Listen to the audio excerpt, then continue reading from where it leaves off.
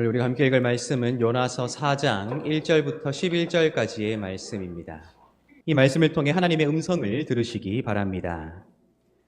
요나가 매우 싫어하고 성내며 여호와께 기도하여 이르되 여호와여 내가 고국에 있을 때에 이러하겠다고 말씀하지 아니하였나이까. 그러므로 내가 빨리 다시스로 도망하였사오니 주께서는 은혜로우시며 자비로우시며 노하시기를 더디하시며 이 내가 크시사 뜻을 돌이켜 재앙을 내리지 아니하시는 하나님이신 줄을 내가 알았음이니이다. 여호와여 원하건대 이제 내 생명을 거두어 가소서. 사는 것보다 죽는 것이 내게 나음이니이다 하니 여호와께서 이르시되 내가 성내는 것이 옳으냐 하시니라.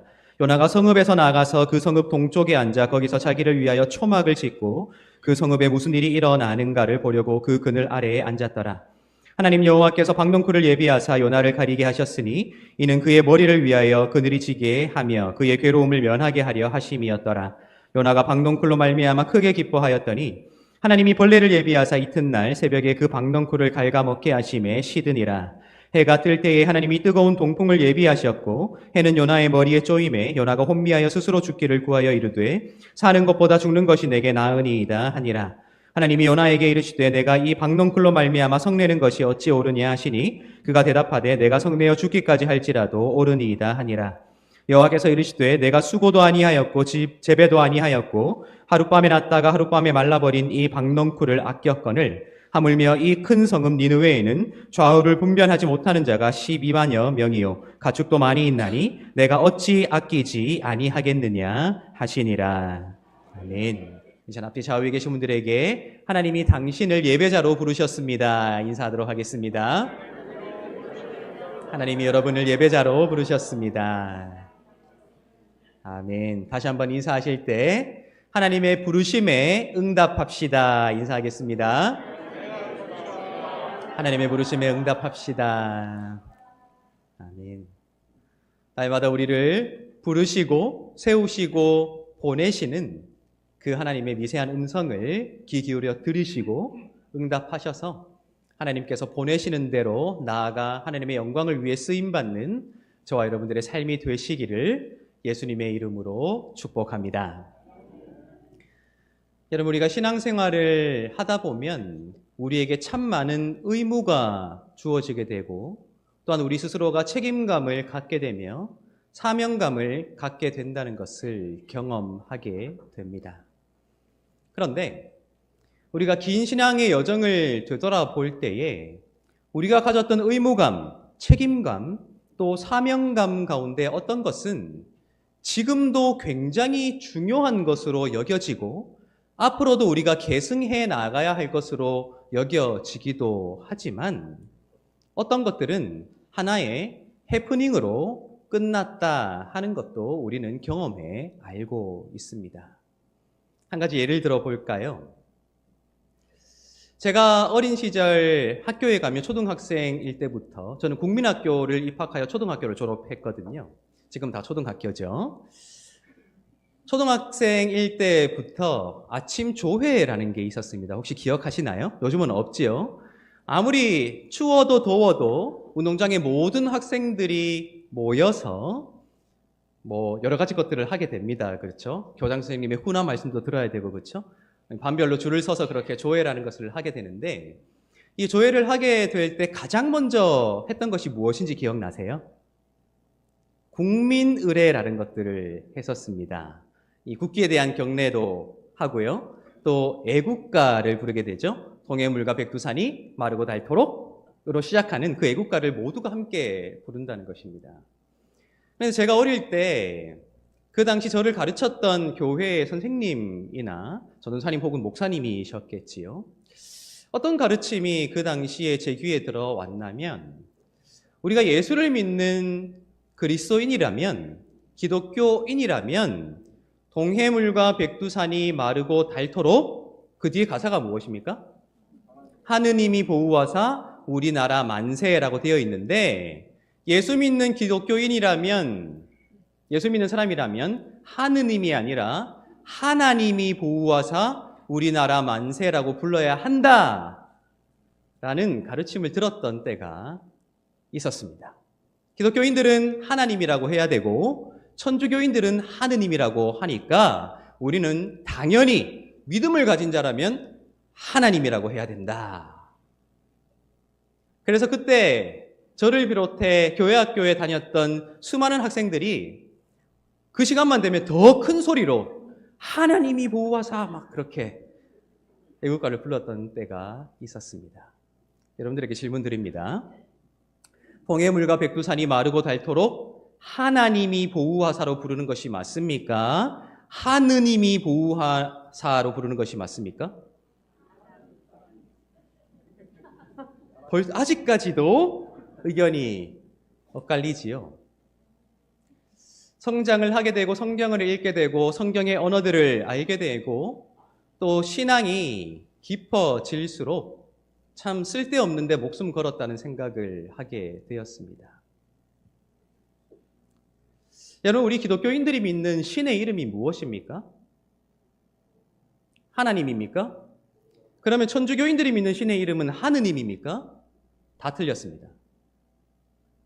그것이 가톨릭이든 개신교이든 예수를 믿는 사람들이 믿는 신의 이름은 여호와 성부 하나님입니다.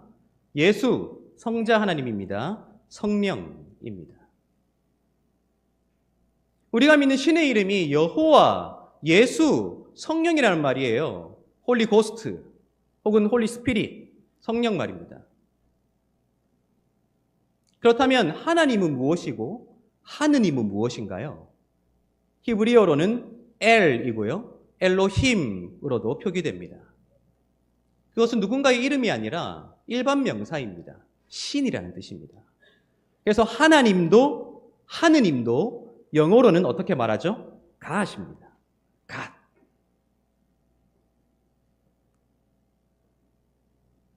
그래서 동해물과 백두산이 마르고 닳도록 하느님이 보호하사 혹은 하나님이 보호하사 상관없어요. 작사가가 작사한 대로 그냥 하느님이라고 불러도 된다는 거예요. 아무 의미 없는 것입니다. 왜요? 그저 신이 보호하사 우리나라 만세라고 했던 가사일 뿐이기 때문입니다. 그런데 마치 우리 개신교의 신의 이름은 하나님이요, 가톨릭의 신의 이름은 하느님인 것처럼 우리가 거기에 감정을 소모하고 생각을 소모하고 열정을 소모해 왔던 것이 아닌가 하는 것이지요. 여러분, 우스갯소리로 우리 한국에서 만들어진 차량이 외국에 참 많이 수출됩니다. 저기 이스라엘에 가면 우리나라 차들이 있는데요, 우리가 알고 있는 이름과는 다른 이름으로 수출이 됩니다. 우리 소형 차지요, 아반떼라는 차도 수출이 되는데 이스라엘에는 란트라라는 이름으로 수출이 됩니다. 란트라. 익숙하지 않나요? 우리나라에 옛날에 엘란트라라는 차가 있었거든요. 기억하세요? 그런데 이스라엘 사람들은 갓이라는 단어입니다. 신이라는 단어인데 그 엘이라는 말을 함부로 하지 못해서 엘을 빼고 란트라라고 부르고 있어요. 그런데 이스라엘이 믿는 신의 이름도 무엇입니까? 여호와이거든요. 엘은 그냥 신이란 말이에요. 갓이란 말이에요. 어쩌면 우리가 가져왔던 의무감, 어쩌면 우리가 가져왔던 책임감, 어쩌면 우리가 가져왔던 그 사명감이 해프닝으로 끝났던 수많은 일들이 있었을 텐데 그러한 일들을 겪으며 깨닫게 되는 것이 있더라고요. 아, 내 신앙이, 내 감정이, 내 사고방식이, 내 삶의 양식과 결들이 내가 얼마만큼의 지식을 가지고 있느냐에 따라 완전히 달라질 수 있겠구나 하는 생각을 하게 되더라고요. 하나님도 하느님도 그저 신이라는 일반 명사임을 알았다면 애국가를 부를 때 그렇게 목을 상하면서까지 큰 소리로 외치진 않았을 것입니다. 마치 그것은 맞고 이것은 틀렸다 판단하는 수고는 하지 않았을 것입니다.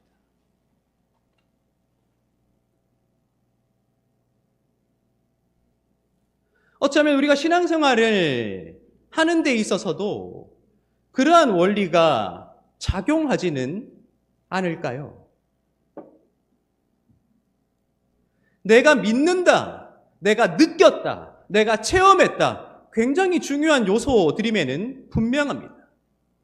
그러나 내가 믿고 내가 체험하고 내가 느낀 바를 얼마만큼의 지혜로 지식으로 채우고 있는가 하는 것을 반드시 뒤돌아볼 때 우리 신앙이 엉뚱한 쪽으로 흐르지 않도록, 우리 신앙의 열정이 하나님이 아닌 다른 곳으로 흐르지 않도록 우리를 막아줄 수 있는 굉장히 중요한 나침반이 되지 않을까 하는 생각을 해보게 된다 하는 것입니다. 오늘 우리가 읽은 요나서 역시 마찬가지입니다. 마치 우리가 어릴 때 하나님이 보호하사 거기에 목숨 걸고 목청이 터져라 불렀던 것과 같은 모습이 오늘 이 요나서에서도 발견되지 않는가 하는 것입니다. 우린 너무 잘 알고 있는 말씀입니다. 하나님이 요나를 예언자로 부르셔서 어디론가 보내십니다. 어디로 보내십니까? 니느웨라고 하는 도시였습니다. 요나는 이스라엘 사람이었거든요. 하나님의 그 귀한 말씀을 자신의 동족인 이스라엘 사람들에게 외치도록 보내시는 것이 아니라 니느웨, 아시리아의 수도입니다. 아시리아, 게다가 아시리아는 이스라엘의 굉장히 적대적이고 큰 위협이었거든요. 지금 당장이라도 쳐들어온다면 이스라엘을 멸망시킬 수 있는 위협 덩어리인 그 아시리아의 핵심부인 니느웨에 가서 그 귀한 하나님의 말씀을 들려주라니. 우리 시대는 종교와 정치가 분리되어 있기 때문에 대한민국 사람 중에 한 사람을 설교자로 세워서 저기 미국 땅에 가서 설교하라 해도 이상하진 않겠죠. 그런데 그 당시는 종교와 정치가 일치하는 사회였거든요. 그러니까 단지 다른 나라에 가서 하나님의 말씀을 외치라는 것이 아니라 다른 신을 숭배하는 곳에 가서 여호와 하나님의 말씀을 외치라는 명령과 똑같았습니다. 너무 싫은 거죠. 아니, 하나님의 백성들도 죽어가는데 하나님의 백성에게 이 귀한 말씀을 들려줘야지 왜 저 이방인 우리를 괴롭히는 아시리아에 보내십니까? 라고 해서 요나가 보인 반응이 무엇이었습니까? 니느웨로 가지 않고 다시스로 도망하였다. 그리고는 우리가 잘 알고 있듯이 요나가 배에서 버려지게 되고 큰 물고기의 뱃속에 갇히게 되는 그러한 사건이 있은 후에야 요나가 니느웨에 가서 하나님의 말씀을 외쳤다 하는 것이죠. 놀랍게도 그들은 여호와를 섬기는 여호와의 백성이 아니었음에도 요나를 통해 선포되는 여호와의 말씀을 듣고 회개했습니다. 자신들의 잘못을 뉘우쳤습니다. 옷을 찢었어요. 자복했어요. 그러자 하나님께서 그들에게 내리시고자 했던 재앙을 거두시고 그 심판을 내리지 않는 것을 요나가 두 눈으로 봤던 거예요. 그러자 요나가 어떤 반응을 보이게 됩니까? 우리 1절과 2절을 다시 한번 읽어보도록 하겠습니다. 1절과 2절입니다. 요나가 매우 싫어하고 성내며 여호와께 기도하여 이르되 여호와여 내가 고국에 있을 때에 이러하겠다고 말씀하지 아니하였나이까? 그러므로 내가 빨리 다시스로 도망하였사오니 주께서는 은혜로우시며 자비로우시며 노하기를 더디하시며 인애가 크시사 뜻을 돌이켜 재앙을 내리지 아니하시는 하나님이신 줄을 내가 알았음이니이다. 아멘. 요나가 어떤 반응을 보였습니까? 4장 1절에 요나가 매우 싫어했대요. 그냥 싫어한 것도 아니에요. 매우 싫어하고 성내며 무엇을 했다고요? 여호와께 기도했대요. 여러분, 우리 보통 하나님께 기도할 때 나름대로 우리 잘 보이려고 노력하지 않나요?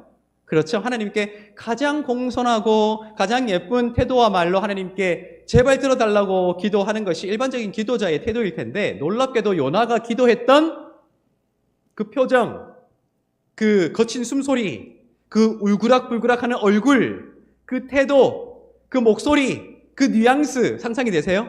매우 싫어하며 성내면서 여호와께 기도했으니 이어지는 그냥 우리는 글로 읽었잖아요. 이런 뉘앙스였을 것입니다. 보십시오. 주께서는 참 은혜로우시네요. 퍽도 자비로우시고 어지간히 노하기를 더디하십니다. 얼마나 인애가 크신지 뜻을 돌이켜 재앙을 내리시지 아니하시네요. 대단하십니다.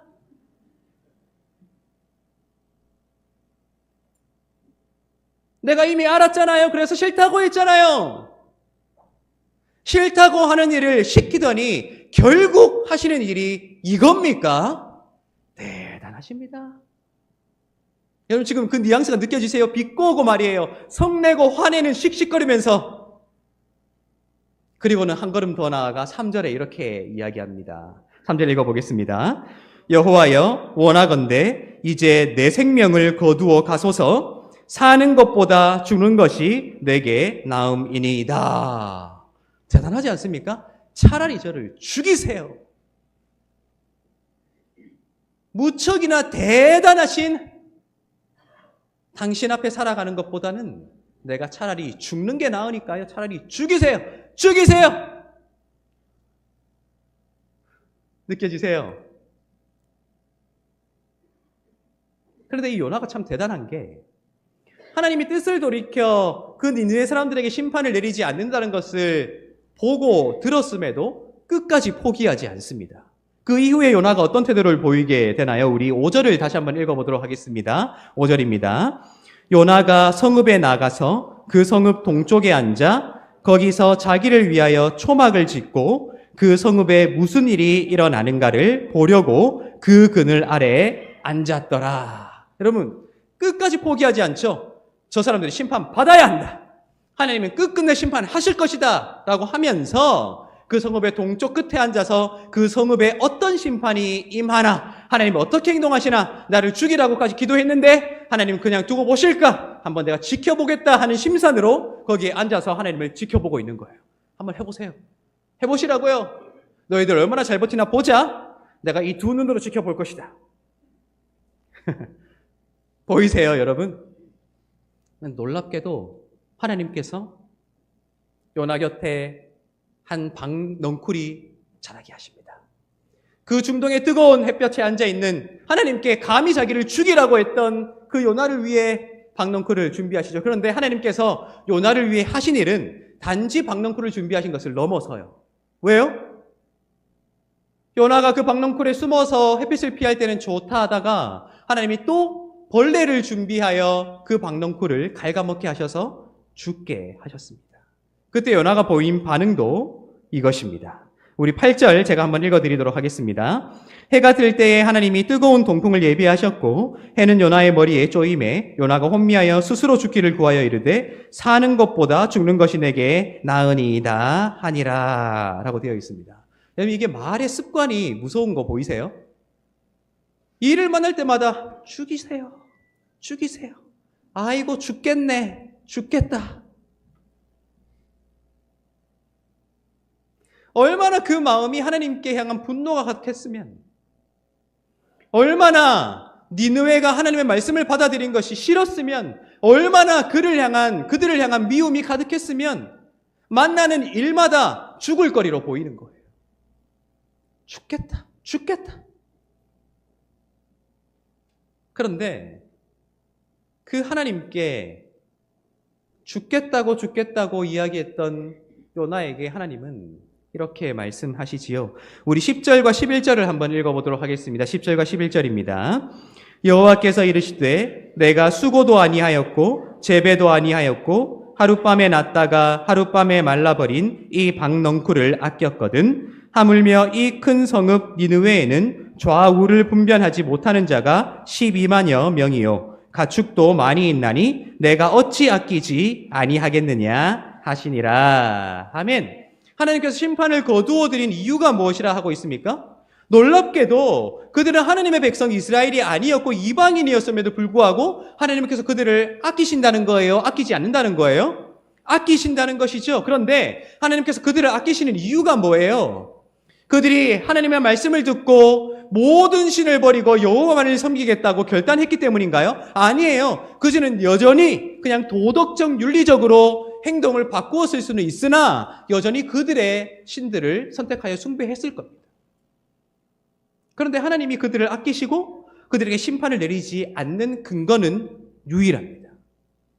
그것은 그들이 좌우를 분별하지 못한다. 즉 그들이 행하는 일이 죄악인지도 알지 못하는 불쌍한 존재이기에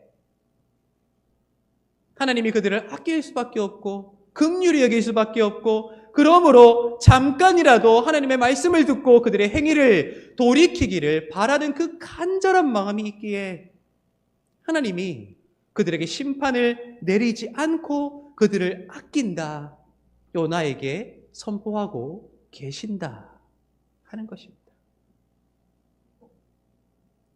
여러분, 한 걸음 더 나아가서 생각해 보면 지금 하나님을 멀리하고 다른 신을 선택하여 숭배하는 아시리아 사람들, 누구의 창조물입니까? 아시리아 신들이 창조한 창조물이 아니라 여호와께서 창조하신 창조물이에요. 이스라엘과 유다와 아시리아뿐만 아니라 지구상에 존재하는 모든 생명이 누구로부터 비롯된 것입니까? 하나님께로부터 비롯된 것이죠. 지금도 팽창하는 우주, 우리가 다 파악할 수 없는 우주, 그 광대한 우주를 지으시고 그 우주 가운데서도 우리를 주목하시고 우리를 사랑하시고 우리를 부르신 그 하나님의 사랑을 먼저 경험한 우리잖아요. 우리가 먼저 그 사랑을 경험했다면 지금 하나님을 알지 못하지만 그들 역시 하나님께서 주목하시고 하나님께서 아끼시고 하나님께서 돌아오기를 간절히 원하는 하나님의 창조물이라는 사실을 기억한다면 요나가 보인 반응이 얼마나 하나님에 대한 지식에 근거하기보다 자신의 욕심과 자신의 욕망과 자신의 경험과 자신의 감정에 근거하고 있는 것인가 하는 것이 여실히 드러나는 것이죠. 하나님은 이스라엘의 하나님이셔야만 한다. 우리만 하나님의 백성이어야 한다. 우리만 하나님의 복을 받아야 한다. 우리만 하나님의 은총 가운데 거해야 한다는 그 고집과 좁아 터진 그 마음 속에 하나님을 가두어 왔기에 하나님에 대한 더 넓고 큰 지식이 그에게 들어올 여지가 없는 것이죠. 더 크신 하나님, 더 광대하신 하나님, 온 우주의 생명을 창조하신 하나님을 알아갈 수 있는 마음의 용기와 여유조차 없이 자신이 생각해 놓은 하나님의 모습을 하나님께 투영하며 하나님과 싸우고 있는 것이죠. 차라리 나를 죽이라고 하나님을 비꼬며 말입니다.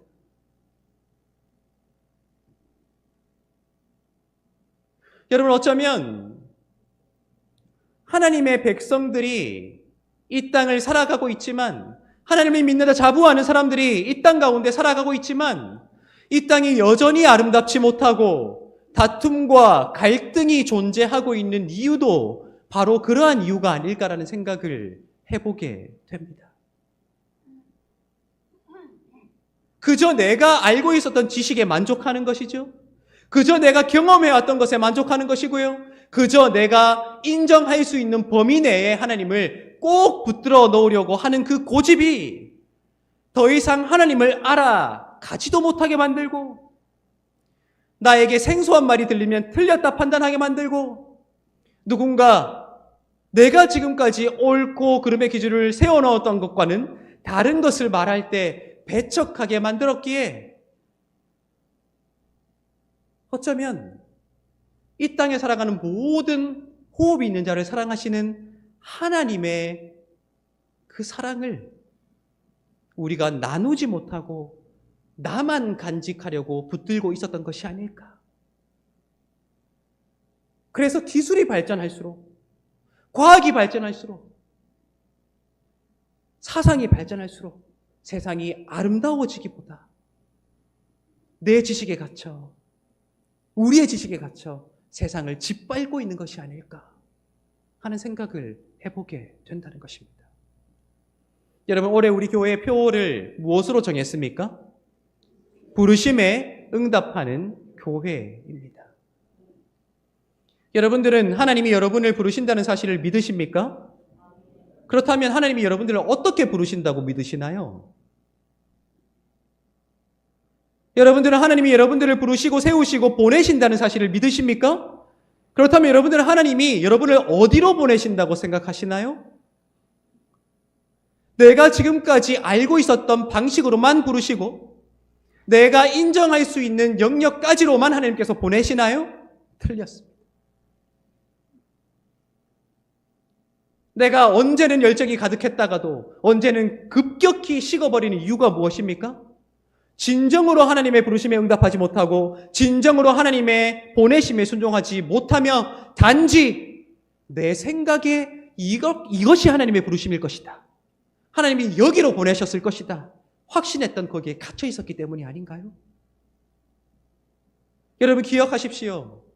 하나님을 아는 만큼 하나님의 부르심에 온전히 응답할 수 있습니다. 마치 하나님과 하느님은 우리가 믿는 신의 이름이 아니며 단지 신, 갓이라는 일반 명사임을 안다면 우리가 애국가를 부를 때 거기에 목숨 걸지 않아도 된다는 것을, 그래서 거기로부터 자유할 수 있다는 것을 알게 되는 것처럼 우리가 알 때에야 비로소 열리는 것이 있으며 알 때에야 비로소 들리는 것이 있으며 알 때에야 비로소 보이는 길이 있다 하는 것입니다.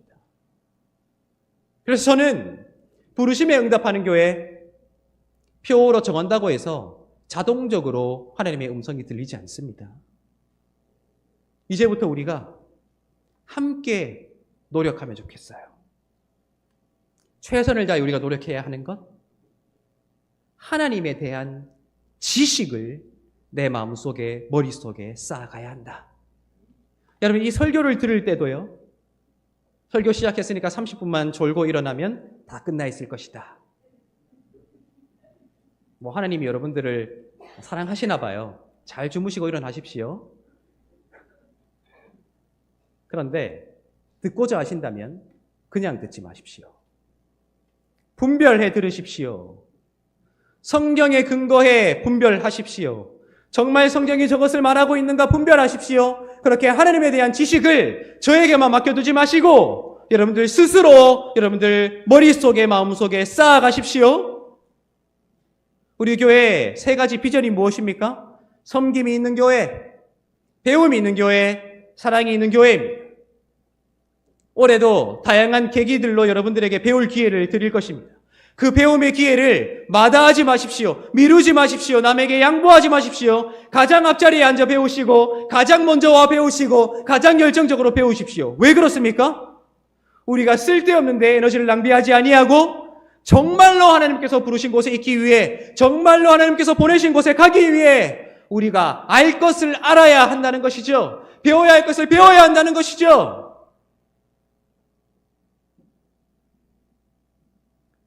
여러분, 오늘 우리가 읽은 이 말씀은 하나님께서 내가 저 니느웨 사람들을 아끼지 아니할 수 있을까 하는 하나님의 질문에 요나가 어떻게 대답했는지 우리에게 알려주지 않고 끝나버립니다. 열린 결말이라고 하지요. 왜 요나서는 그렇게 열린 결말로 끝날까요? 왜 그럴까요? 수천 년 전에 살았던 이스라엘 사람 요나의 대답이 중요한 것이 아니라 이 책을 읽고 있는 우리의 대답이 중요하기 때문입니다. 그들도 사랑하는, 그들도 아끼는 하나님에 대해서 알아갈 준비가 되었느냐는 질문에 요나는 대답하지 못했지만 우리는 어떻게 대답할 수 있을까요? 예, 주님. 마음을 열고 생각을 열고 최선을 다해 하나님을 알아가겠습니다. 신앙의 상식을 쌓아가되 상식적인 신앙도 쌓아가겠습니다. 세상에 나아가 악에 빠져들지 않기 위해 선이 무엇이며 악이 무엇인지 명확하게 알아가겠습니다. 그렇게 하나님의 부르심이 무엇이며 하나님의 보내심이 무엇인지를 분명하게 알아가겠습니다. 우리의 응답이 중요하기에 이 책이 열린 결말로 끝나고 있다 하는 것입니다. 여러분 어떻게 대답하실래요? 우리 3월부터 다양한 교육들이 개설될 것입니다. 성경 강좌 기억하시지요? 6학기를 수료하시면 성지순례 보내드린다. 기억하십니까? 근데 왜 안 오세요? 오시라고요. 3월부터 12주 동안 토요일 오전 10시 예언자들에 관해 배우는 시간을 가질 것입니다.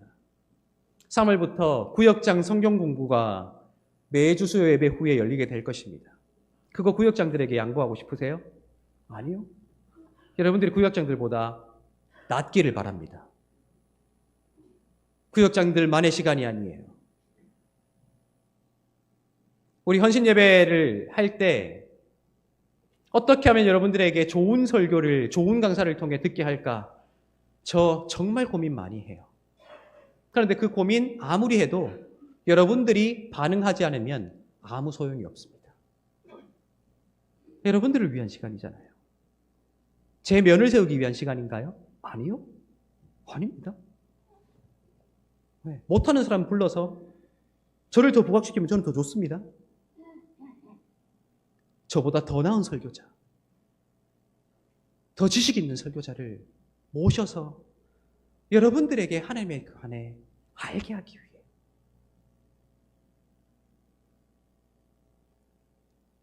양보하지 마십시오. 미루지 마십시오. 포기하지 마십시오. 아는 만큼 응답할 수 있습니다. 우리 앞뒤 좌우에 계신 분들에게 한번 권면하도록 하겠습니다. 아는 만큼 응답할 수 있습니다.